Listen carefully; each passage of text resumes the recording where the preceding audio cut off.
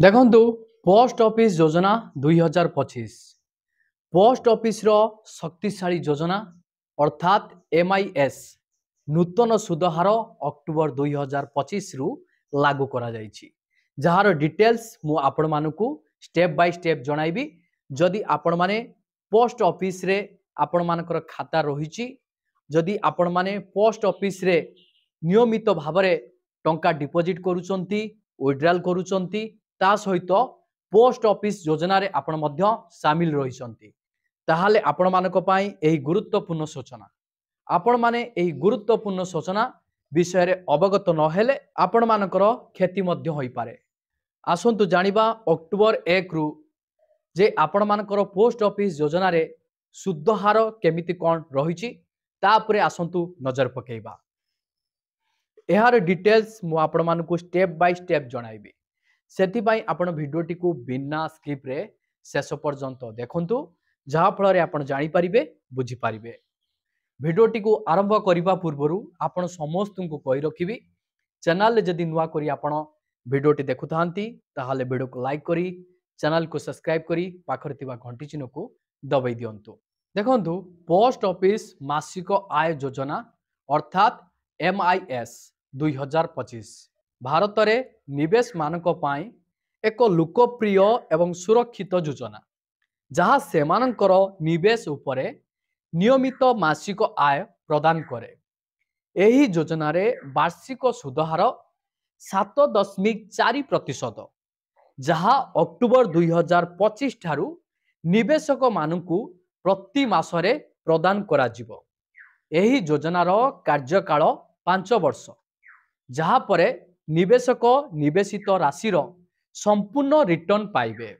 आसंतु जानिबा post office MIS रो मुख्य वैशिष्ट्य गुड़िक विषय रे। देखंतु जेकोसी भारतीय बासिंदा एही योजना को व्यक्तिगत भावरे किंबा मिलित अकाउंटधारी भावरे खुली पारिबे। 10 वर्षरु अधिक बयसर नाबालक माने मध्य एही योजना रे निवेश करि पारिबे एवं अकाउंट परिचालन करि पारिबे। देखंतु एथिरे सर्वनिम्न निवेश परिमाण 1000 टंका, सर्वाधिक निवेश परिमाण 9 लाख अर्थात व्यक्तिगत अकाउंट पाई एवं 15 लाख अर्थात संयुक्त अकाउंट धारक पाई। देखंतु उदाहरण स्वरूप जदि जणे 2 लाख टंका निवेश करे तेबे ताकू प्रति मासरे 1233 सुद मिलिबो। देखंतु निवेशक माने गुटिएरु अधिक अकाउंट खोली पारिबे, किंतु मोट निवेश परिमाण सीमा मध्यरे हेबा उचित। आसंतु जानिबा सुधहार एवं देय विषय रे। देखंतु पोस्ट ऑफिस MIS उपरे सुधहार अक्टोबर 2025 ठारू वार्षिक 7.4% रखा जाइछि, जहाँ प्रति मासरे प्रदान करा जाए। देखंतु जेहेतु सुद प्रति मासरे प्रदान करा जाए, एही योजना नियमित आय खोजुथिबा निवेश मानक पाई उपयुक्त, विशेष करी वरिष्ठ नागरिक, अवसर प्राप्त व्यक्ति, गृहिणी, सुद परिमाण करयोग्य। एही योजना करमुक्त नुह। आसंतु जानिबा प्रत्याहार एवं अन्यान्य लाभ गुड़िक विषय रे। देखंतु निवेश रो प्रथम वर्ष परे आंशिक उठाण अनुमति दिया जाइछि, किंतु 1% जरिमाना लागू हेबो। गोटे वर्षरु 3 वर्ष मध्यरे उठाण पाई 2% जरिमाना लागू हेबो एवं 3 वर्ष परे उठाण पाई 1% जरिमाना लागू हेबो। देखंतु एही योजनाटी भारतर सरकार द्वारा संपूर्ण समर्थित, जहाँ पुंजी संरक्षण गारंटी दिए। एही अकाउंट को देशर जेकोसी पोस्ट ऑफिस को स्थानांतर करा जाई परिबो। आसंतु जानिबा आपण माने MIS स्कीम किपरि व्यवहार करि परिबे।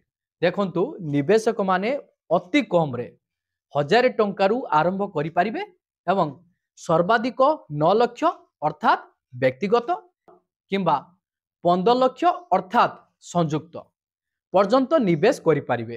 देखंतु जदि स्वामी एवं स्त्री भली परिवार सदस्य माने एक मिलित अकाउंट खुलंती, तेबे सेमाने 15 लाख टंका पर्यंत निवेश करि पारिबे एवं अधिक मासिक सुद पाई पारिबे। देखंतु योजना समाप्त हेबा परे मूल एवं अंतिम सुद उभय निवेश को फेरस्त करा जाए।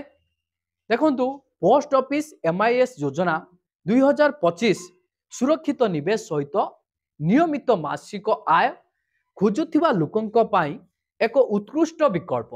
एही योजना विशेष करी अवसर आय पाई संचय करबाकू चाहूथिबा लोकंक पाई, गृहिणी मानक पाई एवं स्थिर आय खोजुथिबा लोकंक पाई लाभदायक। देखंतु सरकारी समर्थन सुरक्षित निवेश को निश्चिंत करे एवं मासिक सुध नियमित पांठी प्रभाव को सुनिश्चित करे। यह थिला पोस्ट ऑफिस रो एमआईएस स्कीम रो नुआ अपडेट। तो वर्तमान अक्टोबर रु एमआईएस स्कीम रे जो सुध हार रही बहुत बढ़िया रही। बैंक योजना गुड़िक ठारू आपण मानकर पोस्ट ऑफिस योजना गुड़िक अधिक सुध हार आपण माने पोस्ट ऑफिस योजना गुड़िक देखा पाइबे।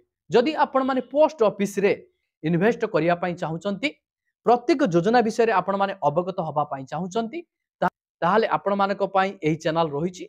आपण माने एही चैनल को सब्सक्राइब करी पाखरे थिबा घंटी चिन्ह को दबाई दियंतु, वीडियो को गोटे गोटे लाइक करि दियंतु, कारण एही चैनल रु आपण माने सरकार को तरफ रु नुआ नुआ योजना विषय रे आपण जो सरकारी योजना रे शामिल हेइसंती तार अपडेट, ता सहित सरकारी स्कीम गुडी करे आपण माने केमिति शामिल हेइ परिबे, केमिति इन्वेस्ट करिवे, कोन सब केमिति प्रक्रिया रहिछि, जहार डिटेल्स आपण माने एही चैनल माध्यम रु जानिबा को पाइबे। एहार अनेक सारा वीडियो माध्यम पोस्ट ऑफिस योजना को नै पूर्वरु अपलोड रहिछि। आपण माने एही चैनल को जाई प्ले लिस्ट रु मध्य वीडियो गुडी को पाई परिबे। साथियों, आपने पोस्ट ऑफिस से जुड़ी अहम घोषणा की बजट भाषण में सुनी होगी। अब पोस्ट ऑफिस के खातों में भी बैंकों की तरह ही mobile banking, internet banking, ATM और ऑनलाइन फंड ट्रांसफर की सुविधा मिल पाएगी। अभी देश में 1.5 लाख से अधिक पोस्ट ऑफिस हैं, जिसमें से अधिकतर गांवों में है। पोस्ट ऑफिस में जिनके सुकन्या समृद्धि अकाउंट और पीपीएफ अकाउंट है, उनको भी अब अपनी किस्त जमा करने पोस्ट ऑफिस जाने की जरूरत नहीं है। अब वो सीधे अपने बैंक अकाउंट से ऑनलाइन ट्रांसफर कर पाएंगे।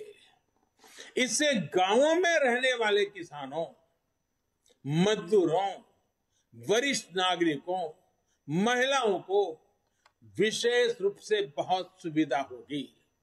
और हम जानते हैं, हमने एक पूरे देश का किसानों के लिए डिजिटल मार्केट प्लेटफॉर्म खड़ा किया है।